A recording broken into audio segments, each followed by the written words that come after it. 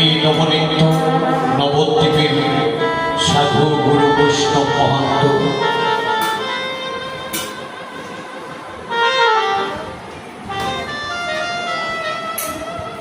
এই ছাত্র মণ্ডলী ভোগ শ্রী শ্রী লোকনাথ ব্রহ্মচারী বাবার আশ্রম প্রাঙ্গণে এই যে হরিনাম যজ্ঞ মহোৎসবের আয়োজন করা হয়েছে, এক দিবা এক ঋষি তথা অষ্টপ্রহর হরিনাম কীর্তন মহোৎসব অনুষ্ঠিত হয়েছে। এই মুহূর্তে আমার মতো কীটানুকীট অভাজনকে এই মহোৎসবাঙ্গনে এমন একটি কাজে ব্রতী করা হলো যে কাজটির কথা স্মরণ করে আমার প্রাণে ভয় হচ্ছে। জানো না, কলিহত জীবের মুক্তি কামনায় ভগবৎসল ভগবান শ্রীহরি নিজ বলে কৃপা করে পরম করুণাময় হয়ে শ্রীধাম নবদ্বীপে সচিবর ঘোষিন্ধু উপলক্ষ করে ভগবৎসল ভগবান শ্রীহরি গৌর রূপে অবতীর্ণ হলেন একমাত্র কলির জীবের মুক্তির কামনায় শ্রীবাস সাতক্ষীরায় একটি হরিনাম যজ্ঞ মহোৎসবের আয়োজন করেন। অধিবাসের মাধ্যমে অনন্তকোটি বৈষ্ণব, 64 মহান্ত, দ্বাদশ গোপাল, অষ্ট কবিরাজ, সর্বস্বামী, গায়ক, বাধক, ভক্তগণ সকলকে যতদিন সম্মানপূর্বক আমন্ত্রণ নিমন্ত্রণ জানিয়ে শ্রীবাস সাতক্ষীরায় আগমনে ঘটিয়েছিলেন। এক দিবা এক ঋষি তথা অষ্টপ্রহর যখন কীর্তন হয়েছে, কীর্তন শেষে আমার মহাপ্রভু যাদেরকে অত্যন্ত শ্রদ্ধা সহকারে আমন্ত্রণের মাধ্যমে এনেছিলেন, ঠিক সেই শ্রদ্ধা অনুযায়ী সকলকে বিদায় করেছিলেন। হে সুধী সজ্জন, এই মুহূর্তে এখানেও এক দিবা এক ঋষি তথা অষ্টপ্রহর কীর্তন হয়েছে। আমরা অধিবাসের মাধ্যমে অনন্তকোটি বৈষ্ণব মহান্ত গায়ক মাধব ভক্তগণকে আমন্ত্রণ নিমন্ত্রণ করে এনেছিলাম। এই যে মুহূর্তটা এলো, এই মুহূর্তটায় সকলকে বিদায় করতে হবে। আমার মতো কীটানুকীট ভাজনকে এই বৈষ্ণব মহান্তের বিদায়ের পর্বে ব্রতী করা হয়েছে। বৈষ্ণব মহান্ত কিভাবে বিদায় করতে হয় এর নিয়ম কারণ আমি কিছুই জানি না। তারপর ব্রতী যখন করা হয়েছে, বৈষ্ণব মহান্তগণকে বিদায় তো অবশ্যই করতে হবে, আর সেই বিদায় করবে আমার ত্রুটির সীমা থাকবে না। এই সাধুগুরু বৈষ্ণব মহান্ত নিজ মনে কৃপা করে আমাকে সেই অপরাধ থেকে বঞ্চিত করবে। হে সজ্জন মণ্ডলী, ইতিমধ্যে আমি বৈষ্ণব কবি বৃন্দাবন দাস ঠাকুরের একটি পদের কলি গিয়েছি। পদের কলিকে বলা হলো, কলিতে কীর্তন যাক আরম্ভিলা মহাভাগ, ভোলাইতে অদ্বৈত বাসনা। আমরা জানি কলির জীব উদ্ধারের জন্য আমার ভগবৎসল ভগবান শ্রীহরি নিজ বলে কৃপা করি এই ধরাধামে গৌর রূপে ধরাধামে অবতীর্ণ হলেন। কিন্তু এখানে বৈষ্ণব কবি বৃন্দাবন দাস ঠাকুর তার পদের করিতে সিদ্ধান্ত দিলেন, আমার মহাপ্রভু যে ধরাধামে এসেছেন, শ্রীবাস সাঙ্গিনায় একটি হরিনাম যজ্ঞ মহোৎসব করেছেন, শুধুমাত্র একটাই কারণ, পুরাইতে অদ্বৈত বাসনা। এখন ভক্তের মনে, অনেক ভক্তের মনে এমন একটা প্রশ্ন জাগতে পারে যে একমাত্র অদ্বৈত বাসনা পূরণের জন্য যদি মহাপ্রভু ধরাধামে এসে থাকেন, মহোৎসবটি করে থাকেন, তাতে আমাদের কি লাভ হলো?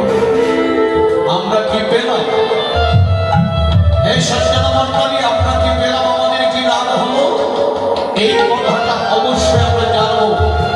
তার পূর্বে যে কথাটা জানা অত্যন্ত জরুরি, সেই কথাটা হলো একমাত্র অদ্বৈত প্রভুর বাসনা পূরণার্থে যে মহাপ্রভু ধরাধামে আসলেন, অদ্বৈত প্রভুর মনের বাসনাটি কি ছিল? যে বাসনাটি পূরণের জন্য গোলক ছেড়ে গোলকপতি এই ধরাধামে চলে চলেছে। হরি বল, হরি বল।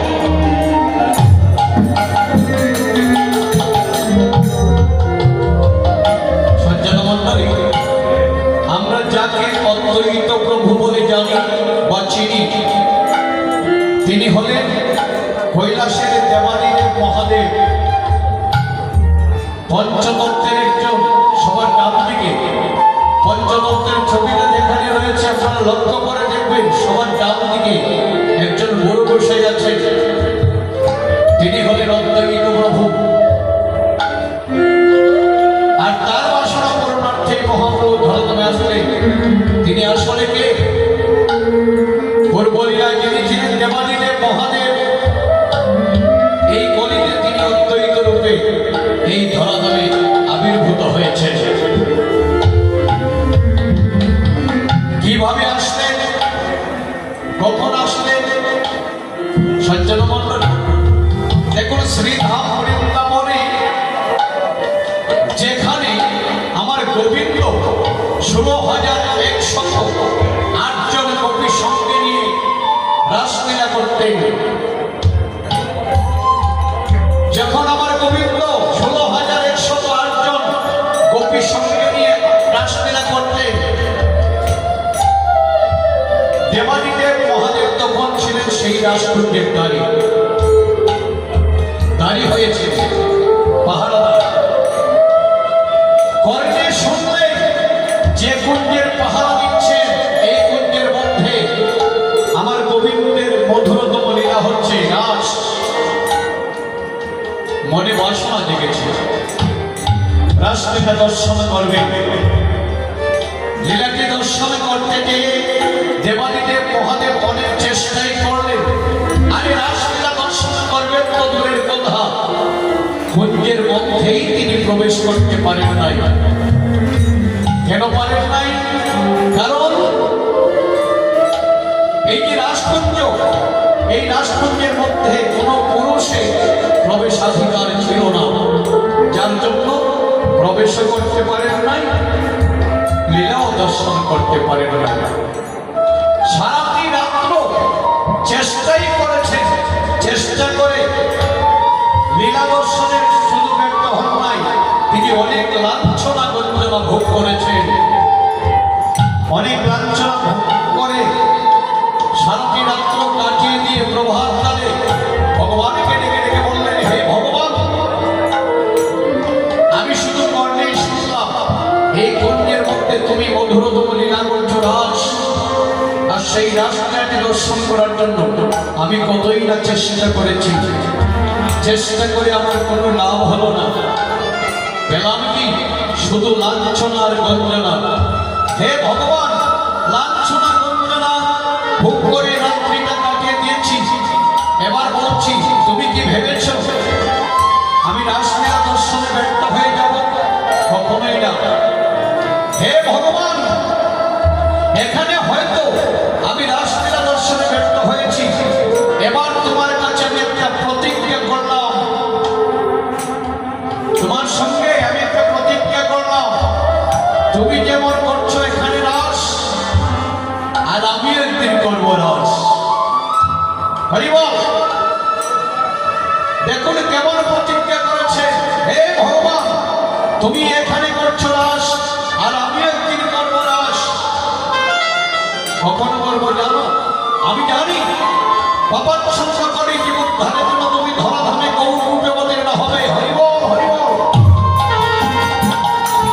আর তখন তোমাকে উপলক্ষ করে আমি করবো রাস। জেনে রেখো ভগবান, এখানে তুমি যা করছো তাকে বলা হয় রাস, আর করিতে তোমাকে উপলক্ষ করে আমি যা করবো তাকে বলা হবে মহারাস। হরি হরি বল। শুধু তাও নয়, আরেকটি কাজ হবে কি জানো? এই বৃন্দাবনে রাধা গোবিন্দ দুই বিগ্রহের যুগল, আর কলিতে দর্শন করবো আমি, তুমি একা যুগল। হরিব, তুমি একা যুগল। কেমন প্রতিজ্ঞাটি করলেন দেখুন। দেবলোক হইতে মনুষ্যলোক পর্যন্ত আজ অবধি কেহ হরিকে প্রতিজ্ঞা করতে পারেন নাই। আমার মনে হয় ভবিষ্যতে কেহ পারেন বলে মনে হয়। যাই হোক, যেমন প্রতিজ্ঞাটি করলেন, যে প্রতিজ্ঞার বার্তা শ্রবণ করে স্বয়ং ভগবানও চমকে গেলেন। তিনি মনে ভাবলেন, হায় হায়, এই জগতে আমার একটা নাম হলো ভগত বৎসল। কেননা আমি সর্বদাই ভক্তের বাঞ্ছা পূরণ করে থাকি। এই মুহূর্তে দেবাদিদেব মহাদেব আমার সঙ্গে প্রতিজ্ঞা করে যে বাঞ্ছাটি করেছে, তার বাঞ্ছা যদি আমি পূরণ না করি, এই জগতে আমার ভগত বৎসল নামটাই কলঙ্কিত হয়ে যাবে। ভগত বৎসল বলে এই জগতে কেউ কোনোদিন আমাকে আর ডাকবে। কাজে তার বাঞ্ছা পূরাতে হবে, আর বাঞ্ছা পূরাতে হলে আবারও আমাকে ধরাধামে আসতে হবে। আর ধরাধামে আসতে হলে আমি যে ধরাধামে আসবো তার কোনো পরিবেশ নাই। কেননা পাপাচ্ছন্ন করে কলির বিষয় মায়া জর্জরিত হয়ে নানান কুকর্মে নানান কুকর্মে রত হয়ে আছে। কাজেই আমি যদি ধরাধামে আসতে হয়, আসার পূর্বে ধরাধামে একটা পরিবেশ সৃষ্টি করতে হবে। আর সেই পরিবেশটা সৃষ্টি করার জন্য কাকে দিয়ে পরিবেশ সৃষ্টি করতে হবে? যিনি প্রতিজ্ঞা করেছেন তাকেই পাঠাতে হবে। এই কথা ভেবে ভগবান দেবাদিদেব মহাদেবকে ডেকে বললেন, হে মহাদেব, আমি তোমার বাঞ্ছা পূরণার্থে ধরাধামে যাব, কিন্তু আমি যাবার মতো পরিবেশ ধরাধামে নাই। কেননা পাপাচ্ছন্ন করে কি বিষয়টা জর্জরিত হয়ে কুপদগামী হয়ে আছে। তাই তুমি যাও, ধরাধামে গিয়ে পাপাচ্ছন্ন কলিদেবকে ফিরিয়ে নেন। আমি যে ধরাধামে যাব তার একটা পরিবেশ সৃষ্টি করো, তবেই আমি ধরাধামে যাব। এইভাবে যখন ভগবান দেবাদিদেব মহাদেবকে আদেশ করলেন, ভগবানের আদেশ ক্রমে দেবাদিদেব মহাদেব ছুটে চলে আসলেন ধরাধামে। কখন আসলেন? কোথায় আসলেন? মহাপ্রভু যখন ধরাধামে আসবেন তার ৭৯ বছর পূর্বে আসলেন কোথায়?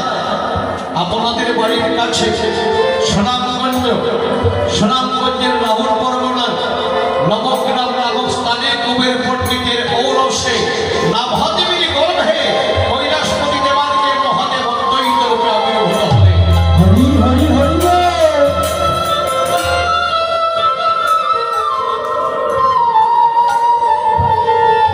সজ্জন মণ্ডলী,